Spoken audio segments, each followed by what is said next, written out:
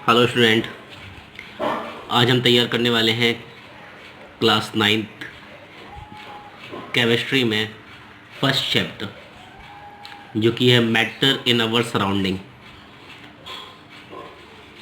तो इस चैप्टर को स्टार्ट करने से पहले मैंने यहाँ पर जो केमिस्ट्री से की बात कही है, सबसे पहले हम ये जानते हैं कि केमिस्ट्री क्या है। क्योंकि अभी तक 8th क्लास में हम साइंस पढ़ते आ रहे हैं, उसमें हम लोगों ने केमिस्ट्री, फिजिक्स और बायो ये अलग अलग नहीं पढ़ी थी, पूरी हमारी एक ही बुक होती थी। तो अब हम 9th क्लास से केमिस्ट्री अलग हुई हमारी, फिजिक्स अलग हुई, बायोलॉजी अलग हुई। तो सबसे पहले हम ये जान लेते हैं कि केमिस्ट्री साइंस की कौन सी ब्रांच है और उसका क्या यूज है हमारी लाइफ में। तो सबसे पहले हम हेडिंग बना लेते हैं एक, chemistry it is only a general introduction. Chemistry is the branch of science. Chemistry science की वो ब्रांच है, chemistry is the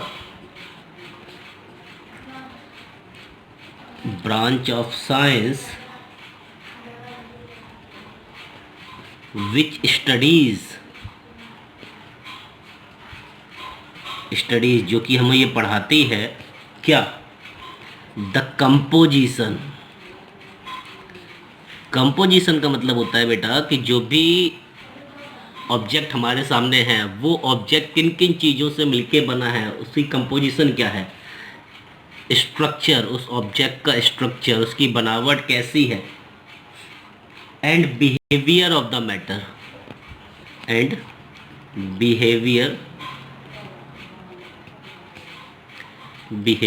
of the matter, और उस मैटर का बिहेवियर कैसा है। क्योंकि अभी हम जब जैसे जैसे इस चैप्टर में आगे बढ़ेंगे तो हम ये जानेंगे कि मैटर का अपना अलग अलग बिहेवियर होता है, सभी मैटर्स जो है अलग अलग बिहेव करते हैं, और मैटर्स के कितने टाइप होते हैं हम लोग ये भी जानेंगे।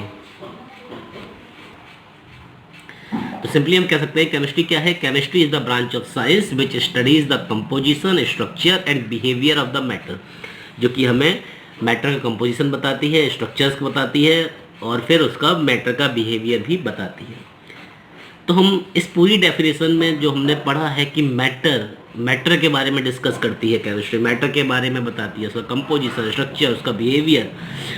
अब हम जानने वाले हैं कि मैटर होता क्या है, क्योंकि यही आपका पहला चैप्टर है। तो सब अब हेडिंग बनाते हैं मैटर है क्या। एनीथिंग, जो भी आपको दिखाई दे रहा है, जो भी आपके सामने, एनीथिंग विच हैज़ मास, जिसका कोई मास हो, which has mass, and occupies, which has मास, उसका कुछ मास हो, एंड ऑक्यूपाइज स्पेस, और उसको रखने पर कोई ना कोई जगह कवर हो रही हो, तो वो सारी चीज़ें जो हैं मैटर की श्रेणी में ही आती हैं।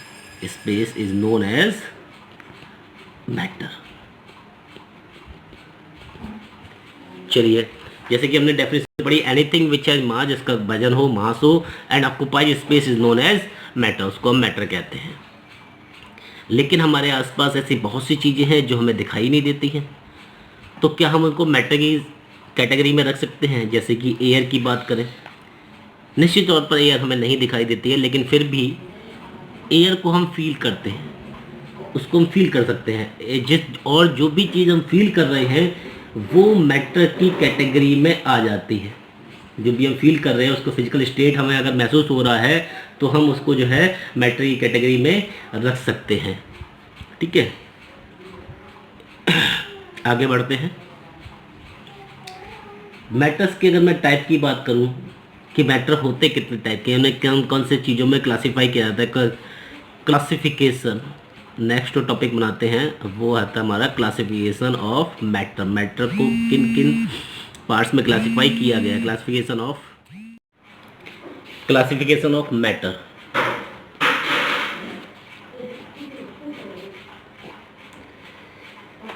क्लासिफिकेशन ऑफ मैटर को पढ़ने से पहले मैं आपको बताना चाहूँगा कि मैटर को किन किन पार्ट्स में क्लासिफाई किया गया है।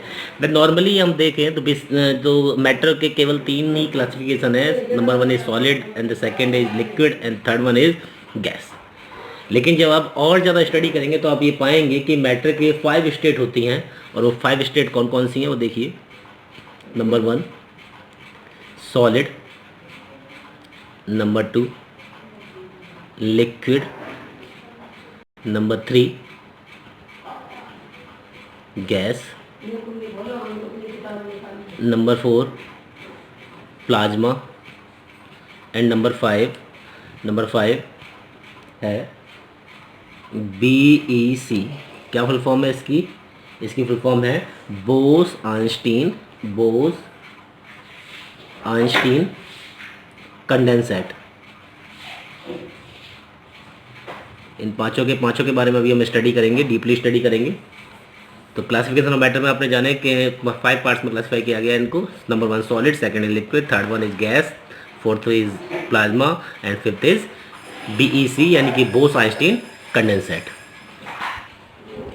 ये पांचों जो हमने क्लासिफिकेशन पढ़े हैं, ये पांचों क्लासिफिकेशन जो है वो बेस्ड हैं फिजिकल प्रॉपर्टीज़ के अकॉर्डिंग, यानी मैटर की फिजिकल प्रॉपर्टीज़ के अकॉर्डिंग इन 5 भागों में इसको क्लासिफाई किया गया है। अब केमिकल प्रॉपर्टीज़ के अकॉर्डिंग कितने पार्ट्स में क्लासिफाई किया गया है? Chemical properties according to chemical properties matter can be classified into 3 category. Number 1 is element, number 2 is compound and number 3 is mixture। तो हमने देखा फिजिकल प्रॉपर्टीज़ के अकॉर्डिंग मैटर को 5 भागों में क्लासिफाई किया गया है, सॉलिड, लिक्विड, गैस, प्लाज्मा और BEC। केमिकल प्रॉपर्टीज़ के अकॉर्डिंग जो है 3 कैटेगरी में डिवाइड किया गया है, एलिमेंट्स, कंपाउंड एंड मिक्सचर। तो सबसे पहले हम जो है क्लासिफिकेशन पढ़ेंगे फिजिकल प्रॉपर्टीज़ के अकॉर्डिंग, एक एक करके जानेंगे कि ये सॉलिड क्या होता है, लिक्विड क्या होता है या फिर गैस क्या होती है। चलिए आगे बढ़ते हैं। आगे बना लेते हैं physical nature of matter. Physical nature of matter यानी मैटर का फिजिकल नेचर के अकॉर्डिंग हम पढ़ने वाले हैं कि उनको किन किन पार्ट्स में डिवाइड किया गया है।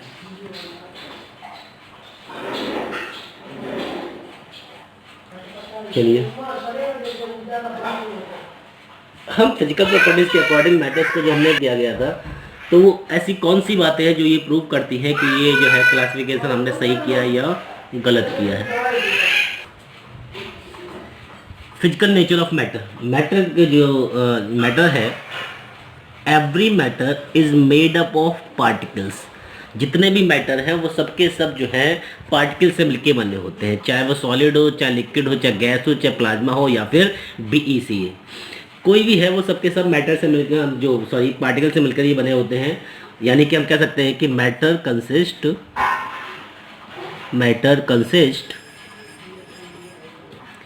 पार्टिकुलेट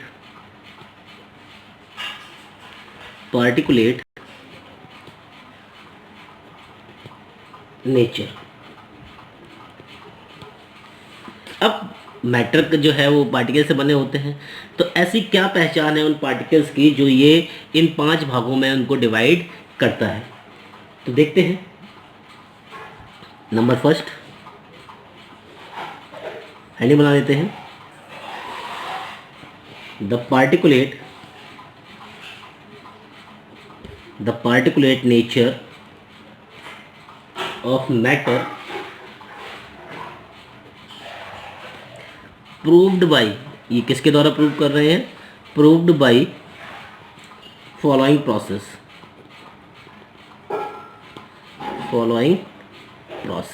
ठीक है, देखिए स्टूडेंट्स, मैटर जो है वो पार्टिकल से मिलकर बना होता है और the particular nature of matter proved by following process. और इन प्रोसेस के थ्रू हम लोग ये सिद्ध कर सकते हैं कि वो पार्टिकल से मिलकर बना हुआ है।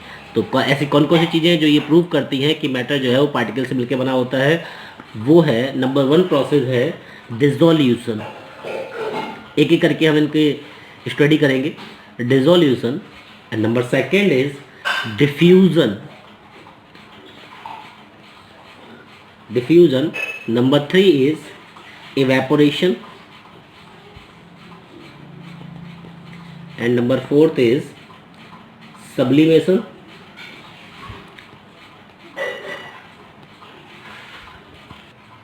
चलिए आगे बढ़ते हैं।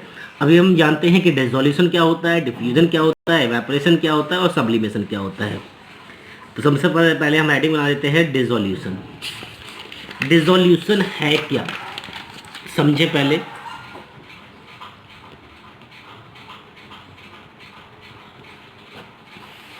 दो सब्सटेंस का आपस में इंटरमिक्स होकर एक यूनिफॉर्म सॉल्यूशन तैयार कर लेने को ही डिसोल्यूशन कहते हैं। फिर से जाने, दो सब्सटेंस आपस में इंटरमिक्स होके एक यूनिफॉर्म का मतलब होता है कि बिल्कुल एक जैसा, जिसमें हम दो पार्टिकल्स को अलग अलग आसानी से ना निकाल पाएँ, उसको कहते हैं यूनिफॉर्म सॉल्यूशन। तो दो सब्सटेंस का आपस में इंटरमिक्स होकर एक यूनिफॉर्म सॉल्यूशन बना लेना ही डिसोल्यूशन कहलाता है। चलिए लिख के देखते हैं। द प्रोसेस इन विच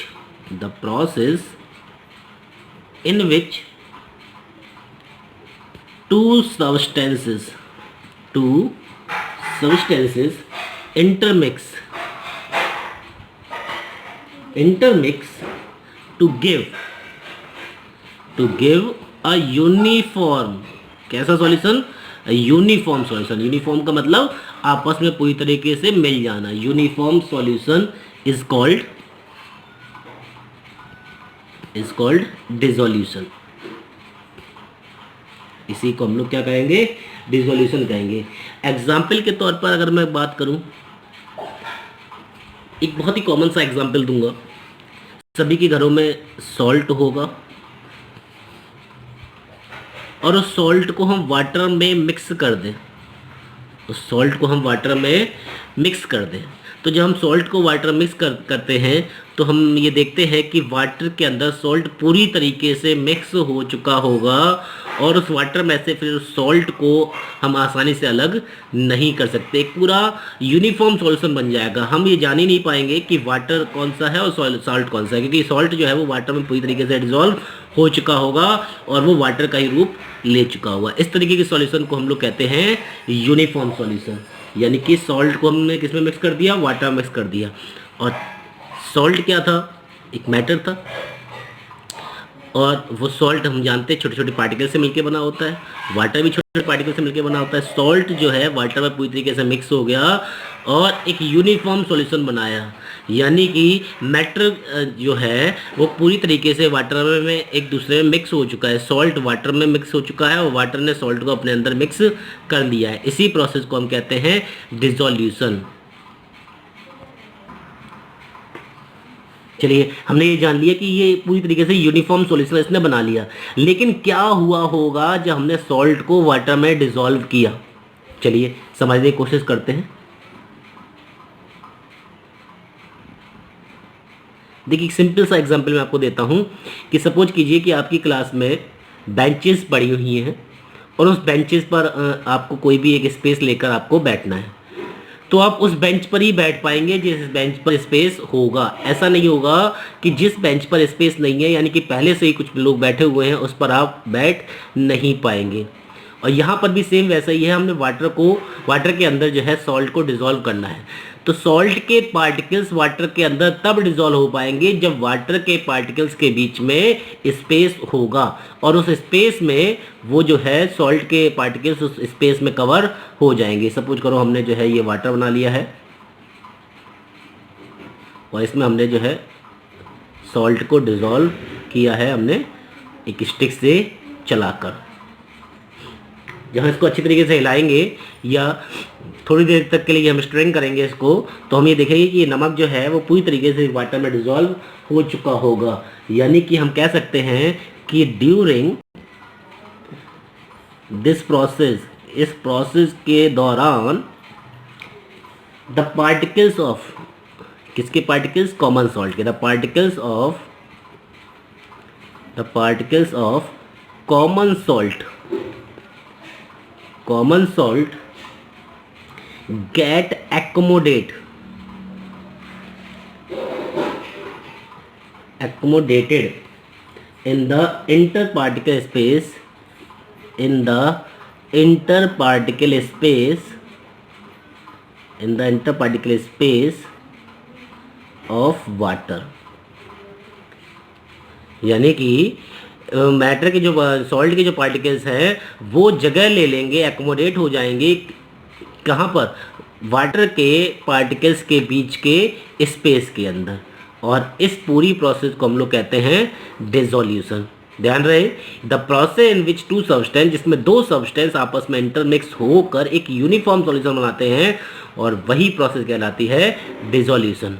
और ऐसा इसलिए होता है क्योंकि एक मैटर को दूसरे मैटर के अंदर डिसॉल्व होने के लिए बीच में स्पेस होना जरूरी है, और ये जितना स्पेस होगा दूसरे मैटर के पार्टिकल्स उतना ही उसके अंदर अपने को एकोमोडेट कर पाएंगे।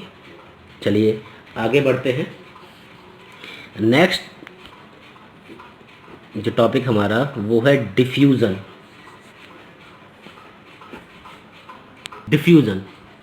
डिफ्यूज़न वो प्रोसेस है जिसमें पार्टिकल्स को एक दूसरे में मिक्स होने के लिए किसी भी माध्यम की ज़रूरत नहीं होती है। किसी भी माध्यम से मेरा यहाँ पर मतलब है कि जिस तरीके से हमने सॉल्ट को वाटर मिक्स किया था तो उसके लिए हमने उसको स्ट्रिंग की थी, तब जाके वो सॉल्ट इस वाटर मिक्स हो पाया था। लेकिन यहाँ पर बिना स्ट्रिंग किए, बिना किसी को चलाए, बिना मूवमेंट किए पार्टिकल जो हैं आपस में इंटरमिक्स हो जाएंगे। और ऐसा इसलिए होता है क्योंकि मैटर जो है वो हमेशा हायर कॉन्सेंट्रेशन से लोअर कॉन्सेंट्रेशन की तरफ फ्लो करता है, और इस प्रोसेस में यानी कि डिफ्यूज़न में दो सब्सटेंसेस आपस में इंटरमिक्स होते हैं स्वतः ही, यानी कि अपने आप मिक्स हो जाते हैं, और इस प्रोसेस को ही कहते हैं डिफ्यूज़न।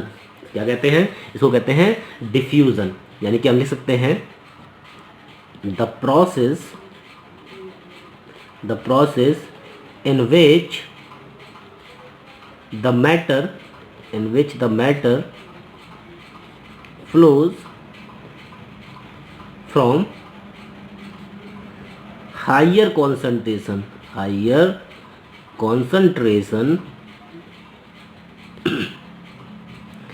to lower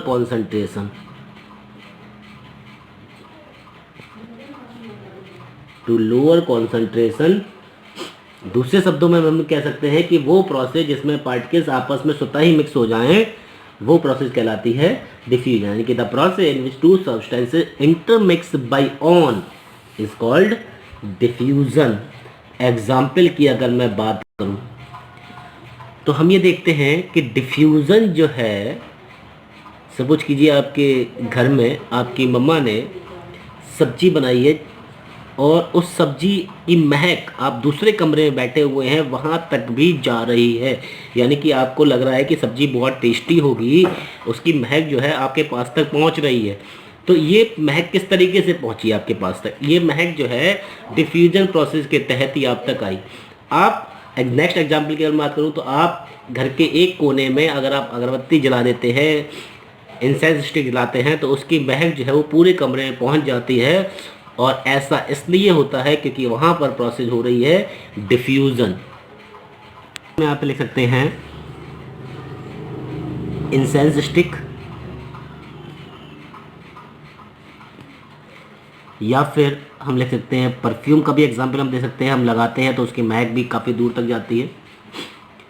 और इसमें नोट करने वाली बात यह है कि डिफ्यूज़न प्रोसेस जो है वो हीट पर ज़्यादा होती है, यानी कि टेम्परेचर पर डिफ्यूज़न जो है वो ज़्यादा होती है। कूलिंग ऑब्जेक्ट में डिफ्यूज़न की रेट जो है वो कम हो जाती है, यानी कि हम कह सकते हैं द रेट ऑफ डिफ्यूज़न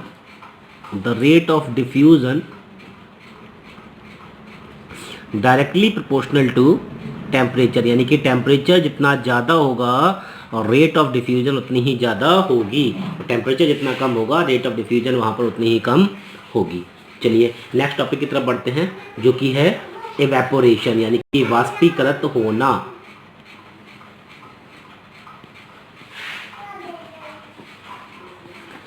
देखिए आगे चल के हम और भी डिस्कशन करेंगे कि इवेपोरेशन और वेपराइजेशन में भी हम लोग डिफरेंस क्रिएट करने की कोशिश करेंगे कि डिफरेंस उसमें होता है या नहीं होता है। सबसे पहले हम ये इवेपोरेशन जो टॉपिक चल रहा है वो जान लेते हैं। इवेपोरेशन है क्या? The the process of conversion of liquid, the process of conversion of liquid into the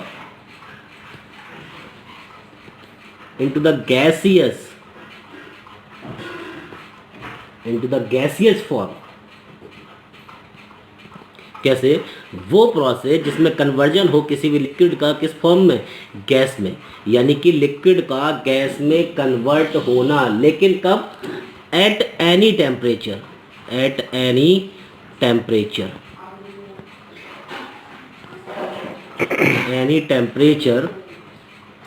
below its boiling point,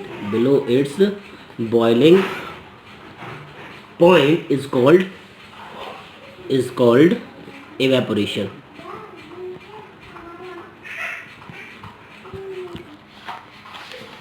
देखिए स्टूडेंट, यहाँ पर ध्यान देने वाली बात यह है कि एवेपोरेशन का मतलब है कि लिक्विड का गैसियस में कन्वर्ट होना, लेकिन बिना उसके बॉइलिंग पॉइंट तक पहुँचे. यानी कि उसका बॉइलिंग पॉइंट आएगा भी नहीं, लेकिन फिर भी जो लिक्विड है वो गैसियस फॉर्म में लगातार कन्वर्ट होता रहेगा. ये सेम वैसा ही है कि जैसे हम ये कह सकते हैं कि हमारे आसपास अगर कहीं पानी भरा हुआ है तो हम देखते हैं कुछ दिनों बाद वो पानी वहाँ से गायब हो जाता है, यानी कि इवेपोरेट हो जाता है, और उस इवेपोरेशन के कारण वहाँ पर पानी नहीं बचता है. और ये इवेपोरेशन हम कभी भी हो सकती है. कभी भी से मतलब ये है कि वो इवन रात में भी हो सकती है जब टेम्परेचर नहीं हो रहा है या टेम्परेचर नहीं है वहाँ पर. हम ये या सर्दियों में भी हो सकता है ये, जहाँ पर टेम्परेचर बहुत ज़्यादा बिलो होता है. यानी कि एवेपोरेशन वो प्रोसेस है जिसमें बिना बॉइलिंग पॉइंट तक पहुँचे हुए भी लिक्विड गैसियस फॉर्म में कन्वर्ट हो जाता है. उसी को हम कहते हैं एवेपोरेशन. और वेपराइजेशन का मतलब है जब उसके बॉइलिंग पॉइंट तक वो पहुंच जाए, यानी कि लिक्विड जब अपने बॉइलिंग पॉइंट तक पहुंचेगा और फिर जब उसमें गैसियस फॉर्म में कन्वर्ट हो रहा है उसको हम कहते हैं वेपराइजेशन. और एवेपोरेशन का मतलब है बिना बॉइलिंग पॉइंट तक, यानी बॉइलिंग पॉइंट से बिलो रहकर भी लिक्विड जो है वो गैसियस फॉर्म में कन्वर्ट हो रहा है. इस प्रोसेस को कहते हैं एवेपोरेशन. चलिए, अगर एवेपोरेशन की मैं अगर बात करूँ तो हम एवेपोरेशन का एग्जाम्पल अगर मैं दूँ तो एवेपोरेशन के बारे में हम कह सकते हैं कि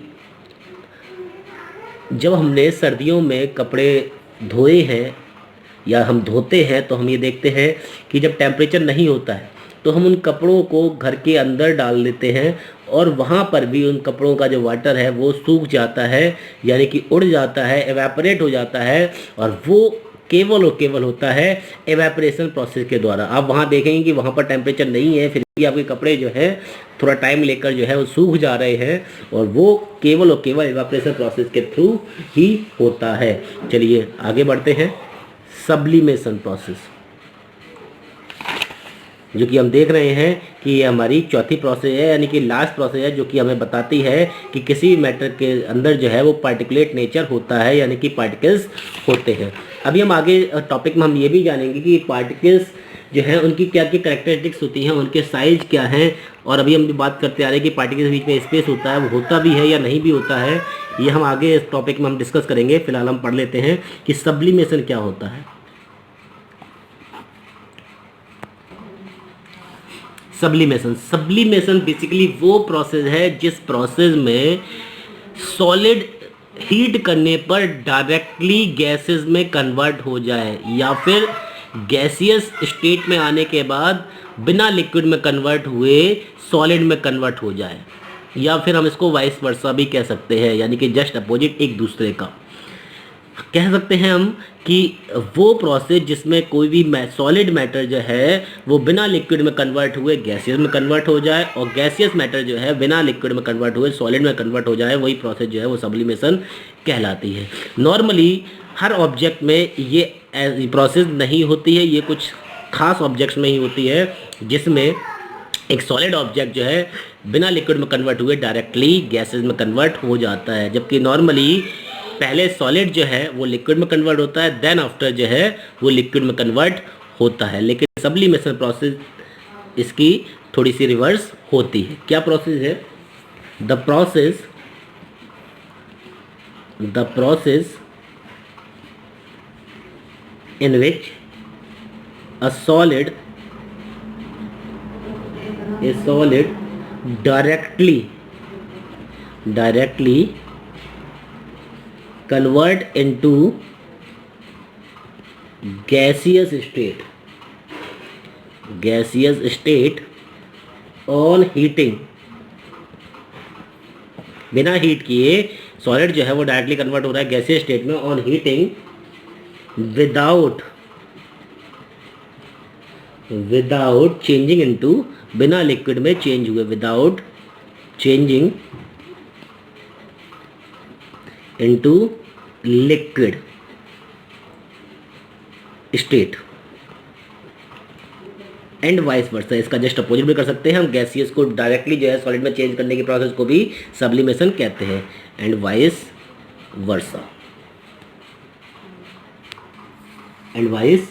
वर्सा। ऑन कूलिंग इज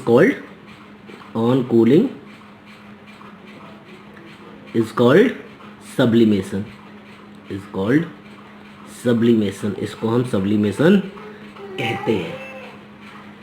यहाँ पर हम एक रिएक्शन के थ्रू देखेंगे कि सॉलिड जो है डायरेक्टली कन्वर्ट हो गया किस में, गैस में, कब, हीट देने पर।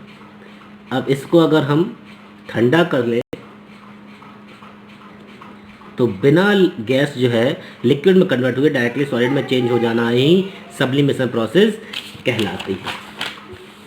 एग्जाम्पल की अगर मैं बात करूं तो यहाँ पर एग्जाम्पल हम दे सकते हैं नैप्थलीन बॉल्स होती हैं, नैप्थलीन बॉल्स,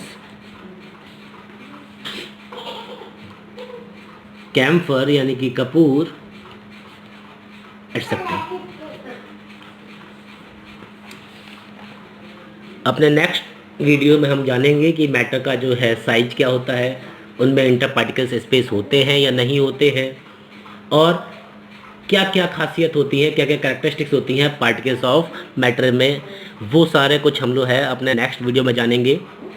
तब तक के लिए खुश रहिए, हंसते रहिए और देखते रहिए आपका अपना चैनल गौरी क्लासेस।